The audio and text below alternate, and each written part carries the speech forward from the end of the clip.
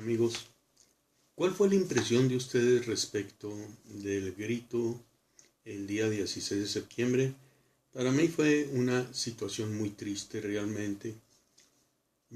Un señor al que llamamos presidente con un hueco grito de Viva México, sin entusiasmo, sin nada, simplemente ondeando la bandera para cumplir con un compromiso.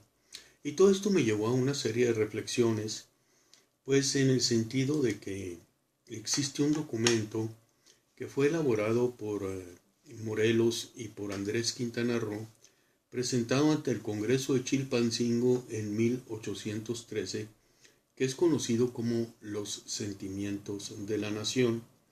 Y me puse a hacer una comparación del México presente y lo que tenemos con los deseos y las buenas voluntades de aquellos hombres que pretendían fundar una nación hace ya más de 200 años. Pues bien, yo me encontraba con que los sentimientos de la nación hablan sobre el poder legislativo y mencionan que la soberanía dimana directamente del pueblo, que solo quiere depositar en sus representantes. Y más adelante, eligiendo las provincias sus vocales, y estos a los demás que deben ser sujetos sabios y de probidad. ¿Son los representantes que nosotros elegimos realmente sabios y de probidad? Sabios no lo son, lo conocemos, sabemos que hay gente muy ignorante que ni tan siquiera ha leído la Constitución del país y que son evidenciados continuamente, inclusive cuando suben a la tribuna del Congreso y hablan diciendo sandeces. Sobre su probidad, pues por probidad debemos entender rectitud en el hacer, en la vida, y pues sabemos que también que no son muy rectos. De hecho, ¿cuántos de ellos están ahí porque han andado brincando de un puesto al otro, sin cumplir nunca con la función que se les encomendó, pero eso sí, siempre viviendo del erario público? Tristeza, ¿verdad? Es todo lo contrario a lo que pedían aquellos fundadores de la nación. Luego también habla en los sentimientos de la nación, dicen, la dotación de los vocales será una congrua, es decir, una renta suficiente y no superflua, y no pasará por ahora de 8,000 pesos. Se pone uno a ver los sueldos de los diputados. Señores, estos señores ganan 148,000 pesos mensuales simplemente por dieta, pero además reciben viáticos, seguros de vida, vacaciones, aguinaldo, transporte. ¿Qué pasa? Ganan mucho más que de los 148,000 pesos mensuales, cada uno de esos, la gran mayoría, zánganos.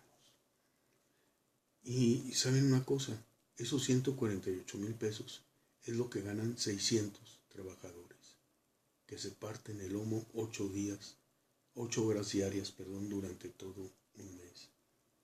Sobre la equidad social menciona el documento de Morelos, que como la buena ley es superior a todo hombre, las que dicte el Congreso deben ser tales que obliguen a constancia y patriotismo, moderen la opulencia y la indigencia, de tal suerte que se aumente el jornal del pobre, que mejore sus costumbres y aleje la ignorancia de la rapiña y el hurto.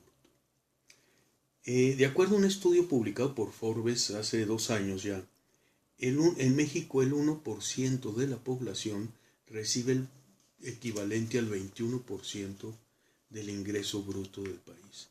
Solo 1 de cada 99 percibe esa gran cantidad de dinero. También este estudio nos dice que los ricos se hacen cada vez más ricos, que los 4 mexicanos más ricos en México, entre los que se encuentran Slim Azcárraga y Salinas Pliego, perciben el 8% del Producto Interno Bruto del país. De cada 10 personas, 5 viven en la pobreza. En la educación, el 48% de las escuelas públicas carecen de acceso al drenaje. El 31% carece de acceso al agua potable. El 12.8% no cuenta con baños o sanitarios. Y el 11.2% no tiene acceso a energía eléctrica. De cada 10 alumnos, 6 no cuentan con acceso a sistemas de cómputo.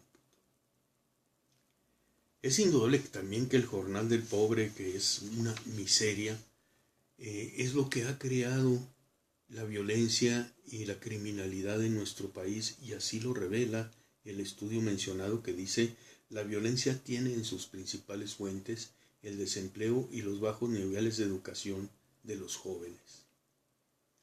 Sobre la cuestión fiscal decía en los Sentimientos de la Nación que se quite la infinidad de tributos o pechos o imposiciones que más agobian y se señale a cada individuo un 5% en sus ganancias u otra carga igual ligera que no oprima tanto. En México tenemos un sistema fiscal terrible. Transparencia Internacional ha determinado que mientras más impuestos indirectos existen en un país, es más clave la corrupción de ese país. ¿Por qué? Porque cada vez que se crea un impuesto indirecto, lo que se está tratando de hacer es tapar los hoyos que han quedado a través de la corrupción, cobrándole más a la gente productiva del país. Y el impuesto al valor agregado es un impuesto creciente. Compra del productor se compra al comerciante, el comerciante al que lo transforma, del que lo transforma al otro comerciante, del otro comerciante al consumidor final. Y en cada una de estas etapas se está aumentando el impuesto al valor agregado. Y esto, de acuerdo al estudio mencionado, hace que en México, muchas veces las gentes de más escasos recursos son los que más contribuyen a la economía del país. Así es que pues el grito de Viva México que lanzó el presidente Peña Nieto es un vano deseo que para mí no sirve hasta que no tengamos gente buena dentro de nuestros gobiernos. Les agradezco su atención, les invito a visitar mi columna www.oscarmuyergrill y les deseo que tengan muy bonita semana. Gracias.